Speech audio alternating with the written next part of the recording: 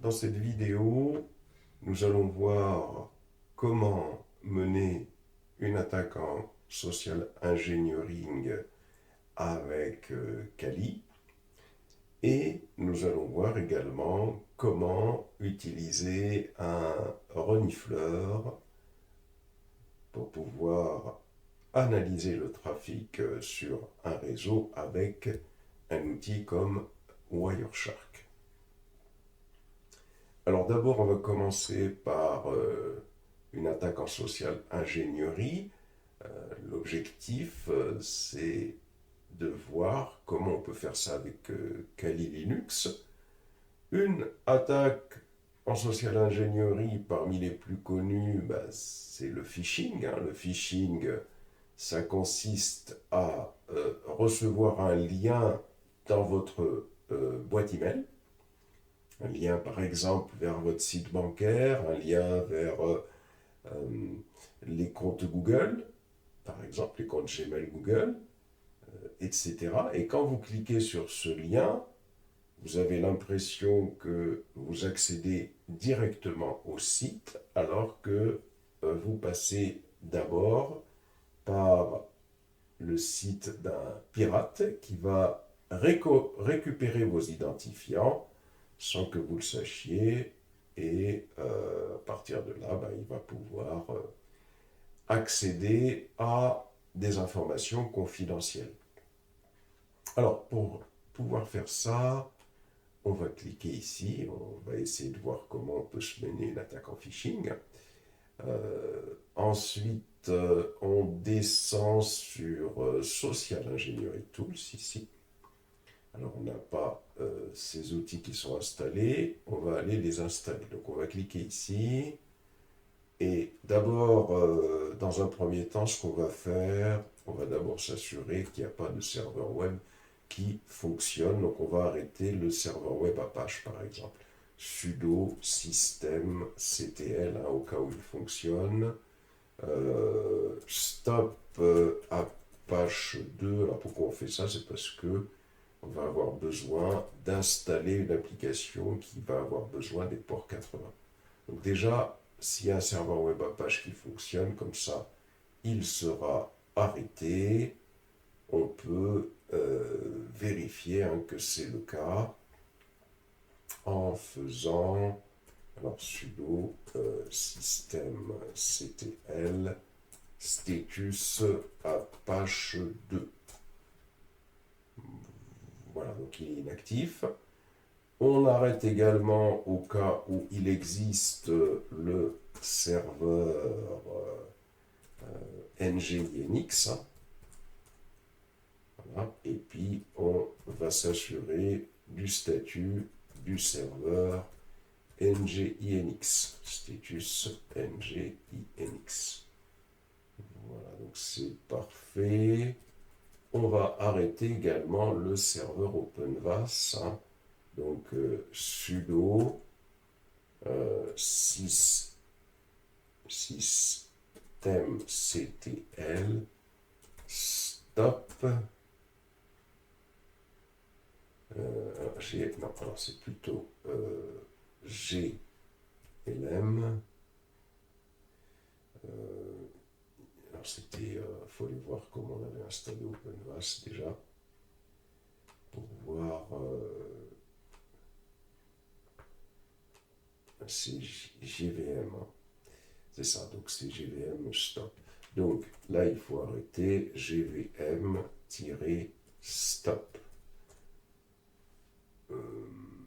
Alors, oui, systemctl. Il n'y a pas de systemctl, c'est sudo GVM stop. Voilà.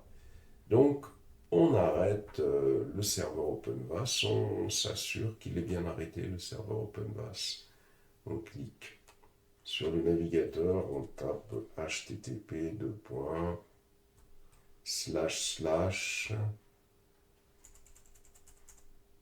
https plutôt 2./127.0.0.1 2.9392. Voilà. Donc ça c'est bon, on s'assure également qu'il n'y a pas de serveur qui fonctionne sur le port 80 en HTTP. Alors HTTP 2. Voilà. Et là donc l'idée c'est que quand vous êtes sur votre poste de travail, hein, voilà, sur votre machine, quand vous allez sur les comptes Gmail, le compte Gmail, Google Gmail, hein, vous avez accès donc à, à une page e-compte Google, hein. Et à partir de cette page, on a tendance à rentrer, hein, quand on clique ici, on a tendance à rentrer ces identifiants, hein. Donc, voilà, donc si je prends par exemple ici mousse.unc, voilà, donc même chose, hein. Donc l'objectif, c'est que ce lien-là nous permet de rentrer les identifiants. Et parfois, on est connecté directement sur sa machine. Donc il y a deux choses, hein, qu'on va faire pour tester ça. Donc on a déjà préparé notre machine. On va aller sur Kali Linux. Première des choses, on va déjà installer un outil. Donc alors sudo apt-get appdet exa sudo apt-get upgrade. Donc ça, c'est une opération qui va nous permettre de mettre à jour, hein, déjà notre distribution. Patiente un petit moment. On patiente que ça puisse s'achever. On répond valide.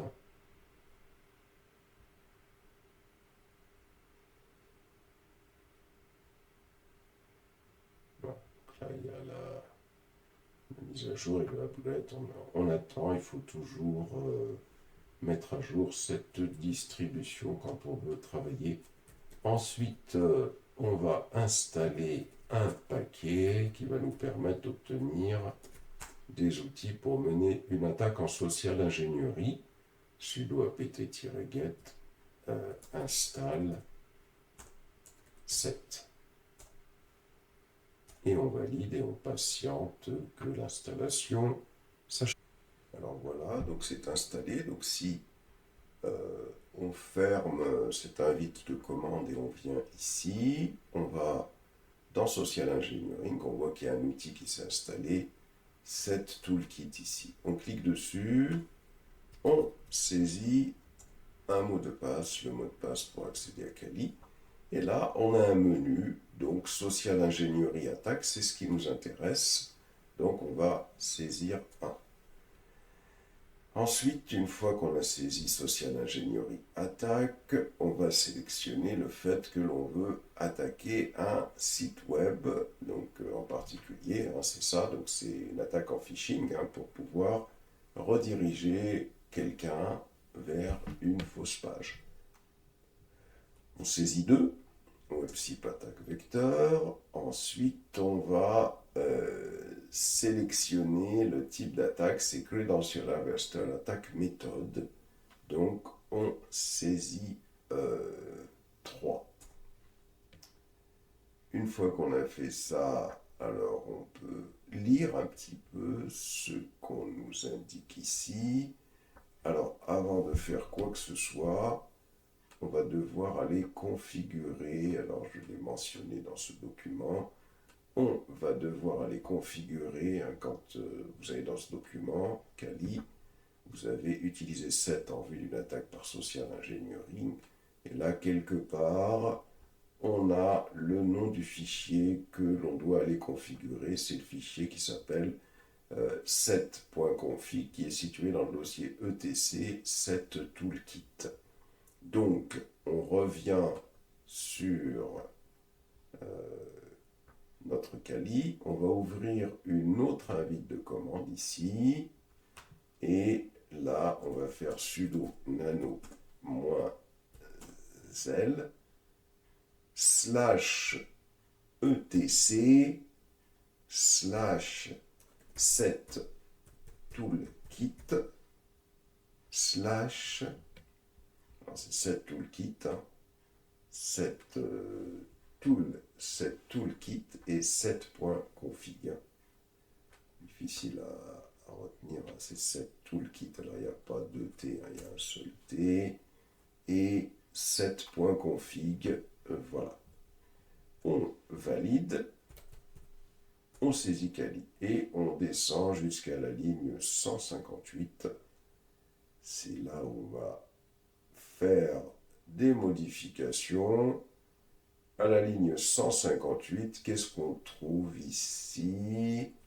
Voilà, donc on a Harvester redirect, vous le mettez à on. Normalement, il n'y avait rien. Il faut bien désactiver.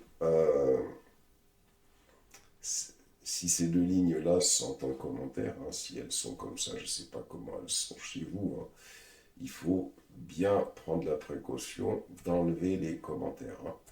Les lignes doivent être actives et vous allez avoir Harvester Redirect. Vous mettez à on ici, ON, et ici pour Harvester URL, vous mettez https://myaccount.google.com, c'est-à-dire que vous mettez l'URL du site web vers lequel vous voulez que votre attaque en phishing soit activée. Hein. Donc ça, je l'ai mentionné dans le document qui est ici. Hein. J'ai indiqué qu'il fallait changer ces deux lignes-là, c'est 158 et 159. Voilà. Une fois que vous avez fait ça, vous sauvegardez le fichier, CTRL-O, CTRL-X, attention à ce que ce soit bien sauvegardé, et vous revenez sur l'invite de commande précédente, ici. Et là, on va saisir le fait que l'on veut utiliser un template web, donc on va faire 1. Ici, il nous dit quelle est l'adresse IP que l'on souhaite envoyer dans notre URL hein, en phishing. Alors, bien évidemment, là, je vais mettre une adresse IP pour qu'on comprenne le principe. Je vais mettre l'adresse IP de ma machine Kali Linux. Hein, donc, ma machine Kali Linux, elle a pour adresse IP 192.168.33.4. Hein, si vous avez mis la même adresse IP, donc c'est la même chose pour vous. Mais sinon, l'idée, bien évidemment, c'est de mettre une adresse DNS pour que l'utilisateur soit redirigé, par exemple, vers un domaine que vous avez usurpé si vous avez usurpé un DNS, ou alors une adresse que vous mettez sur un serveur AWS, par exemple, hein, pour que cette manipulation se fasse. Là, on l'a fait en local hein, pour comprendre comment ça fonctionne. Donc, je mets l'adresse IP de ma machine Kali Linux. Ensuite, une fois que j'ai fait ça, il me demande quel template je veux y simuler. Ben, moi, ce qui m'intéresse, c'est de simuler le template de Google. Hein, un template, c'est tout simplement la page web. Hein. Je fais 2. Et là, il me dit, il me dit, look likes the web server can't bend to 80. Are you running Apache or NGINX? Donc là, apparemment, il a un problème pour activer comment ça s'appelle, donc le serveur web hein, qui va fonctionner sur cette machine. Donc là, do you want to attempt to disable Apache? On va lui répondre yes. Hein. Voilà. Donc, là, il me dit que c'est bon. Il me dit successfully stopped Apache. Voilà. Et donc, là, l'idée, c'est qu'on peut tester une URL. Vous voyez, je vais aller tester l'URL. C'est-à-dire qu'imaginez qu'on envoie cette URL dans la boîte email de la victime. Alors, une URL qui irait bien sûr sur notre serveur Kali, serait par exemple sur Internet ou notre machine vers laquelle on veut rediriger la victime, et sur le net. Et donc là, on va saisir cette adresse, 168.33.4, je valide, et là, vous voyez, ça m'affiche la page Google. Donc imaginons la victime qui a reçu cette URL. Je répète encore une fois, on pourrait mettre une adresse DNS ici, si on met en place la configuration qu'il faut. Donc la personne reçoit cette adresse email, il croit qu'il est sur Google et qu'il a ses comptes à saisir. Donc là, par exemple, je vais saisir mes comptes, mousse.younsi@gmail.com, et puis là, je vais saisir le password. Par exemple, ici, je vais faire caca, par exemple, je sais pas, je signe. Voilà. Et quand je signe, hop, je continue sur la page de, de Gmail. Hein. J'ai l'impression que je suis connecté à ma page Gmail. Le problème, c'est qu'entre-temps, si je retourne sur ma distribution Kali, hein, si je vais dans l'invite de commande, ben là, on a toutes les identifiants qui apparaissent en clair. Vous voyez, donc, hop, l'identifiant qui a été, alors déjà le mail, donc l'identifiant, hein, et on a le mot de passe qui est affiché sur le serveur du pirate. Donc là, voilà comment on peut mener une attaque en phishing. Et à partir de là, on peut même, par exemple, bah tiens, faire en sorte, imaginons que je souhaite capturer les identifiants de certaines personnes. Hein. Donc là, je vais revenir, par exemple, tiens, je vais faire 99 dans le même menu. Je pourrais générer, par exemple, un QR code. Hein. Je vais faire un 8 ici. Je vais ensuite indiquer l'URL 168.33.4 vers lequel je souhaite que le trafic soit redirigé. Et là, il me génère un QR code. Il me génère un QR code à cette adresse-là. Alors, je ne sais pas si je l'ai prise, l'adresse. On va recommencer parce qu'il me semble que je ne l'ai pas prise. Alors, je vais faire 8. Voilà. J'introduis l'adresse email de l'adresse IP de mon serveur Kali. Ici, donc, on a l'endroit où le QR code a été généré. Donc, c'est /routes/.7/reports. J'appuie sur Entrée, CD /route, PWD. Ah, pardon. Là, je ne sais pas du tout ce que je veux faire. Il faut aller sur une autre invite de commande.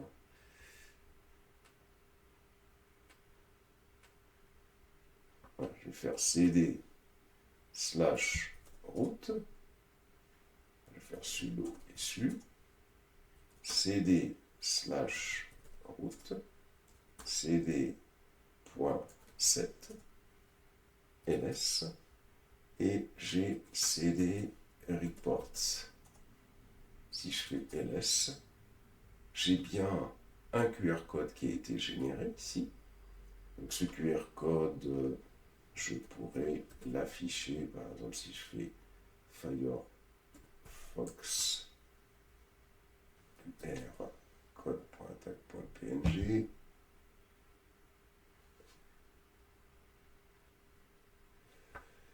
Ce que je vais faire, je vais le copier. Je vais le copier déjà quelque part. Je vais faire un CP QR code et je vais le copier dans /home par exemple. Voilà, je vais faire un CD /home. Je vais faire un ls. Voilà, il est là. Et je vais rappeler la commande.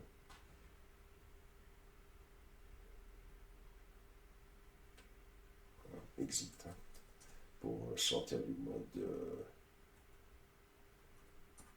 Et je vais faire Firefox QR code. Oui. J'ai fait PWD, je ne sais pas du tout où je suis. Ah oui, c'est CD /home. Firefox QR code.png. Voilà. Et là, j'ai un QR code que je peux placer sur une machine à café ou quelque part. Les gens qui vont récupérer ce QR code et qui vont essayer de s'identifier, là on a fait avec Google, mais on aurait pu faire avec autre chose, hein, eh bien, vont saisir des identifiants qui seront récupérés sur le serveur du pirate. Voilà donc pour cette attaque en social engineering. Maintenant, on va aller voir comment on peut sniffer du trafic réseau avec Wireshark.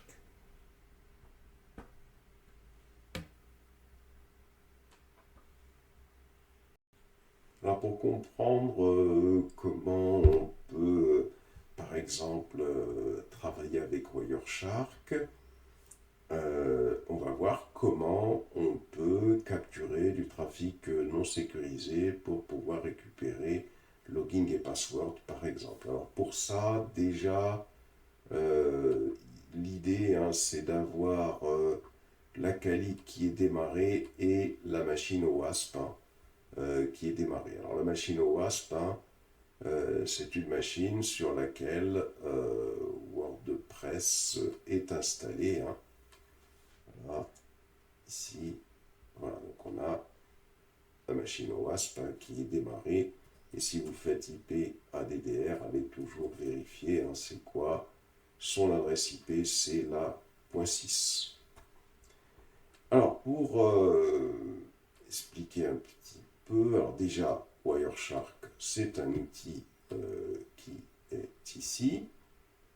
Il faut aller sur renifler et usurpation, ici. Et là, je sélectionne Wireshark qui va démarrer. Une fois que j'ai sélectionné Wireshark, il faut que je sélectionne la carte réseau sur laquelle qui va me servir à sniffer mon réseau. C'est la ETH. Hein, je la sélectionne. Alors, ce qui est important de comprendre, c'est un peu comment ça fonctionne. C'est-à-dire que, alors d'abord, on va faire la manip et puis après, on expliquera. Une fois que j'ai sélectionné cette interface réseau, je double-clique dessus et là, il va capturer le trafic hein, qui transite par cette carte réseau-là. Alors, il faut comprendre une chose, hein, c'est que quand vous êtes dans une entreprise, si par exemple c'est un hub qui est utilisé au sein de l'entreprise et que vous avez votre ordinateur qui est connecté, et que vous avez votre Wireshark qui est configuré en mode promiscuous. Alors comment on le voit ça il suffit de venir ici. Hein, et là, alors je vais arrêter le trafic, je vais complètement quitter, je vais recommencer, quitter sans enregistrer, je vais relancer le renifler et usurper, je relance Wireshark. Je clique sur ETH1 et je vais cliquer sur Capture. Si je clique sur Options, ici ETH1, on a le mode Promiscuous ici qui est activé. Quand le mode Promiscuous, alors on peut redouble-cliquer dessus pour relancer la capture de trafic. Et je reviens sur l'explication. Donc, quand ce mode est actif, l'avantage, c'est que si vous avez un hub ici, comme le hub il renvoie le trafic destiné à toutes les machines sur tous les ports, eh bien, votre ordinateur, en mode promiscuous, il capturera même le trafic qui ne lui est pas destiné. Donc déjà, ça c'est important de le savoir. Par contre, quand on a un switch ici, là on a un problème parce que le switch ne relaye sur ces ports que le trafic destiné aux machines qui sont connectées sur le port en question. Donc même en mode promiscuous, il y a une limite, hein, ça ne marchera pas. Ce qui veut dire que la technique qu'on peut utiliser, c'est ici faire du port mirroring, mais ça veut dire qu'il faut avoir accès, c'est-à-dire que sur ce port-là, vous allez faire du port mirroring, mais pour ça, ça veut dire qu'il faut avoir un accès physique au switch. Quand vous faites du port mirroring, ça va permettre de rediriger les, le trafic destiné à d'autres ports sur ce port-là, et donc vous capturez le trafic. Donc ça, c'est une technique. Ou alors, il faut utiliser une attaque, hein, qui va vous mettre en position de man in the middle. Je vous avais expliqué hein, les attaques man in the middle. On revient un peu sur le document dans lequel je réexplique cette chose-là. Et on va revenir ici. Hop, si vous revenez sur le document sécurité informatique ici, hein. Alors, si je descends plus bas, j'ai ici, voilà, attaque man in the middle, hein. Je vous avais expliqué que une attaque man in the middle, on a un pirate qui est l'homme du milieu. Donc l'attaque man in the middle, l'attaque mime, c'est ce pirate-là, son objectif, c'est de rejouer des requêtes en se faisant passer pour l'utilisateur. C'est-à-dire que l'idée, c'est qu'on a un client et on a un serveur.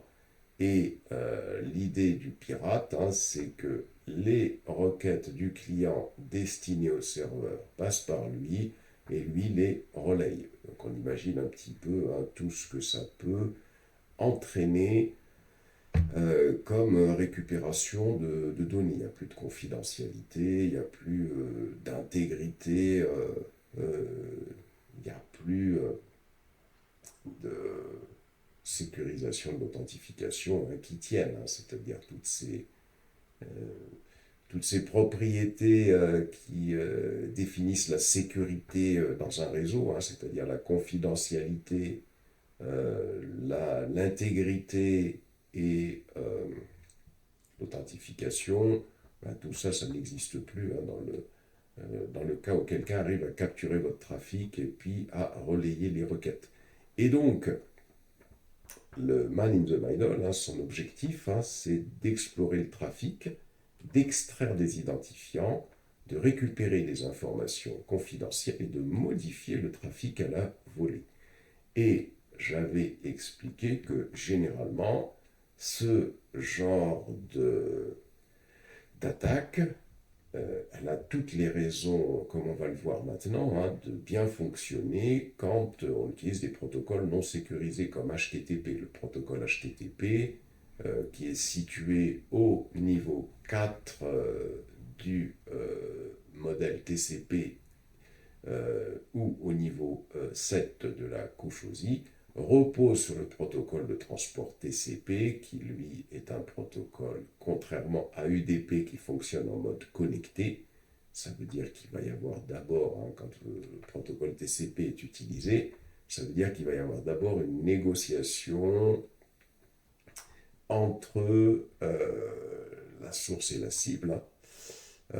Ensuite, il repose également sur le protocole IP et il repose enfin sur le protocole Ethernet.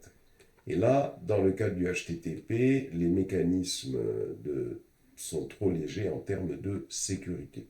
Quelles sont les techniques que possède le pirate homme du milieu pour arriver, on avait expliqué, à mener ce genre d'attaque?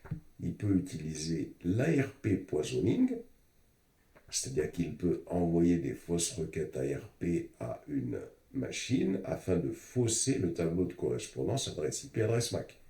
On avait expliqué que des machines, pour communiquer entre elles, doivent obligatoirement récupérer l'adresse MAC du serveur, par exemple. Ici, l'adresse MAC de ce serveur doit être récupérée par cette machine client pour qu'elle puisse communiquer avec lui. Et avec les techniques d'ARP poisoning, le pirate, là, il va envoyer au client, avec cette technique, il va envoyer une fausse adresse MAC qui va correspondre à la vraie adresse IP. Et cette fausse adresse MAC va correspondre à son PC à lui. Donc on va avoir le client qui pense communiquer avec le serveur, qui va communiquer avec le pirate.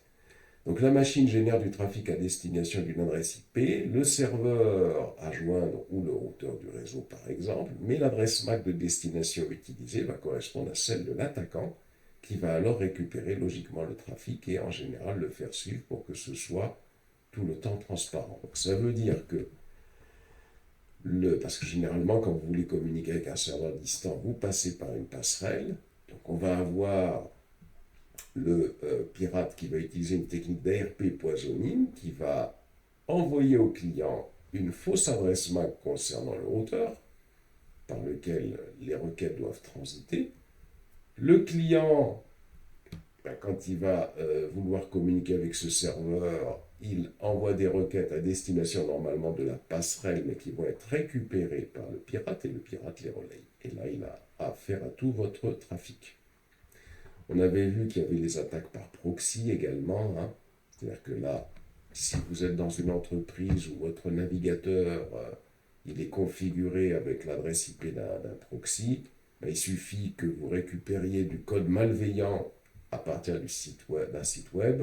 Et là, quand vous exécutez ce code malveillant va modifier les paramètres de votre proxy et faire en sorte qu'il mette une adresse IP d'un serveur proxy qui lui va être juste la machine du pirate. Et donc vos requêtes sont relayées sur le proxy du pirate qui lui récupère tout votre trafic et le relaye.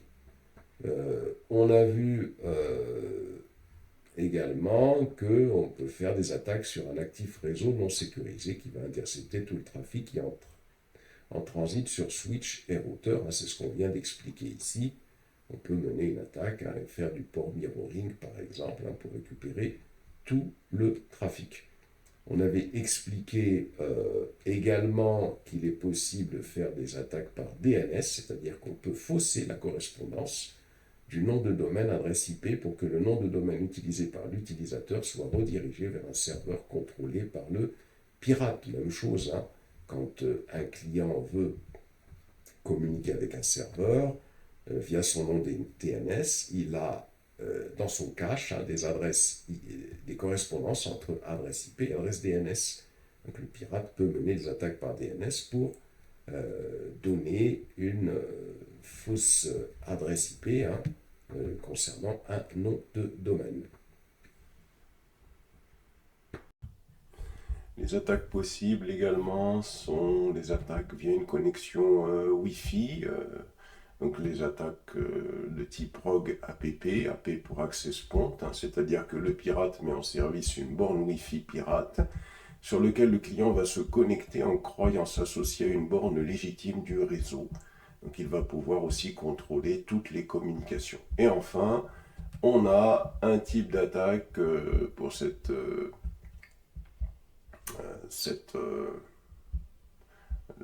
l'homme du milieu, qui est l'attaque par DHCP, c'est-à-dire qu'il met en place un serveur DHCP. Donc le pirate est branché sur le réseau et il envoie de faux paramètres réseau, une fausse passerelle par défaut ou un serveur DNS qui serait contrôlé par lui-même. Donc ça, c'est un type d'attaque qu'il faut connaître pour pouvoir bien comprendre comment peut se mettre en place ces techniques d'hommes du milieu. Voilà un petit peu pour expliquer comment ça fonctionne. Bon, bah maintenant, on va aller faire notre manipulation. On lance le Kali. Voilà, donc là, il m'a récupéré des choses, hein. Allez, on va arrêter la capture et on va recommencer. On va continuer sans enregistrer, comme ça il recommence tout. Et ce qu'on va faire, on va générer du trafic qu'on va pouvoir analyser, hein. Donc je vais envoyer le navigateur ici. Je lance HTTP à partir de Kali et je vais me connecter au serveur OWASP, donc 192.168.33.6. Je valide, donc là je suis bien sur le serveur OWASP.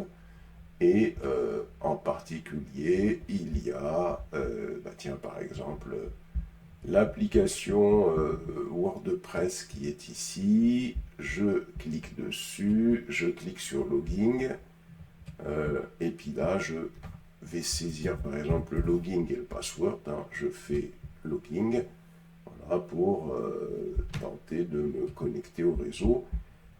Qu'est-ce que nous avons encore comme application? HTTP 192.168.33.6 alors je vais aller consulter le document Kali. Ici, pour Wireshark, on a également, tiens, DVWA. Allez, une application qui s'appelle DVWA. Je valide. Et là, on arrive sur un login. Je vais mettre admin. Bon, l'essentiel, c'est de mettre quelque chose, hein. Voilà. Et puis, je me retrouve connecté à l'application. Donc là, j'ai généré du trafic. Et ce trafic, normalement, je l'ai capturé avec Wireshark qui est ici. Donc, je vais arrêter la capture. Voilà. Alors, il y a beaucoup d'informations ici et on peut être effrayé, hein, quand on voit un petit peu tout ce qui peut exister comme information. Alors ce qui est bien, c'est que ici on a une zone de filtre et on peut filtrer les protocoles. Par exemple, si je veux que le protocole HTTP, dans cette zone de filtre, je tape HTTP et je valide. Alors peut-être HTTP.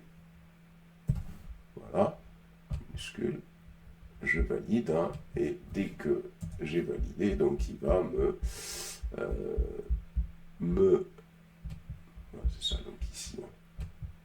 Voilà, qu'il faut bien valider, hein. Donc vous venez ici, voilà, et j'ai le protocole HTTP qui apparaît. Voyez, si il y avait autre chose que de l'HTTP, par exemple s'il y avait du DHCP, je clique, hein, et donc il y aurait du DHCP qui apparaîtrait.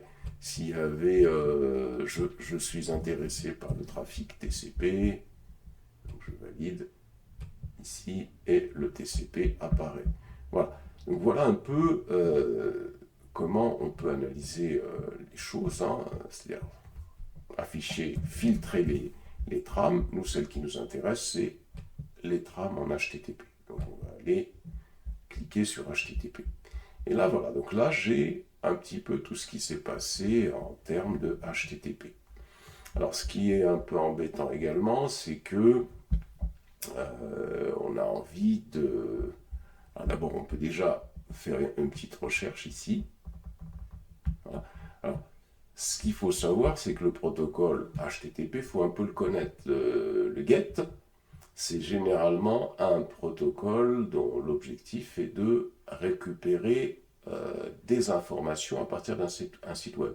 Le POST, qui est ici, c'est généralement un verbe HTTP qui permet de poster des informations, comme quand on a tenté de nous loguer. D'ailleurs, on voit ici un post dvwa/logging.php. Donc on voit que cette requête-là, elle correspond au moment où on a tenté de se loguer, hein, sur le notre site. Hein. Donc là, je vais double-cliquer sur cette requête-là. Et là, bon, on voit que j'ai quand même un certain nombre d'informations. Ici, j'ai les informations au format hexadécimal, mais ce qui nous intéresse beaucoup, c'est que on voit que quand je vais analyser le trafic, hein, quand je clique sur une des lignes qui ont été capturées par Wireshark, eh bien, j'ai le format de ma trame, de mon paquet, hein, qui est décomposé suivant le modèle TCP, puisqu'on voit ici qu'il va y avoir le, la partie qui est ici, un hypertexte transfert protocole HTTP, qui correspond au niveau 4 du modèle TCP. Et quand j'ouvre comme ça, j'ai des informations concernant ce protocole-là. Ce protocole-là, il repose sur le protocole TCP qui est juste au-dessus. Lui, ce protocole de transport correspond au niveau 3 de notre modèle TCP. Et quand j'ouvre ici, j'ai des informations concernant justement donc ce paquet. Hein. Donc là, on voit ici que j'ai le port source, le port de destination, j'ai toutes les informations qui sont nécessaires pour pouvoir transporter ces informations. Ensuite, j'ai le protocole IP, Internet Protocol, qui correspond à la couche 2 du modèle TCP. Donc quand je clique ici, je vais avoir des informations concernant ce protocole-là, hein, en particulier par exemple l'adresse source, l'adresse de destination. Si je descends plus bas, je vais sûrement trouver d'autres informations hein, qui sont nécessaires donc pour que la transmission se fasse. Et encore juste dessous ici, j'ai les informations correspondant à la couche 2. Donc ici, hein, je vais en particulier avoir les adresses MAC, par exemple, ici.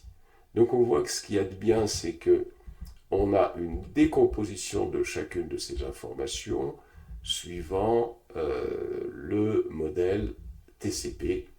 Et il y a sur le site, hein, le site de formation à distance ici, hein, voilà, je vous ai indiqué ici, je vous l'avais déjà expliqué, hein, je vous ai indiqué un petit peu plus haut, là, les connaissances de base technique et méthodologique. Hein, je vous ai fait ce schéma à absolument retenir hein, concernant donc, la correspondance modèle OSI, modèle TCP, IP. Hein. Donc, ça c'est important, mais revenons sur ce qui nous intéresse. Si je clique ici sur HTML form URL encoded, on constate que j'ai récupéré le username et le password. Tout est en clair, tout simplement parce que c'est le protocole HTTP, c'est pas le protocole HTTPS. Et ça, c'est un problème. Hein. Voilà, donc là, on voit que on a bien la possibilité, quand on sniffe le réseau, hein, de pouvoir récupérer les informations.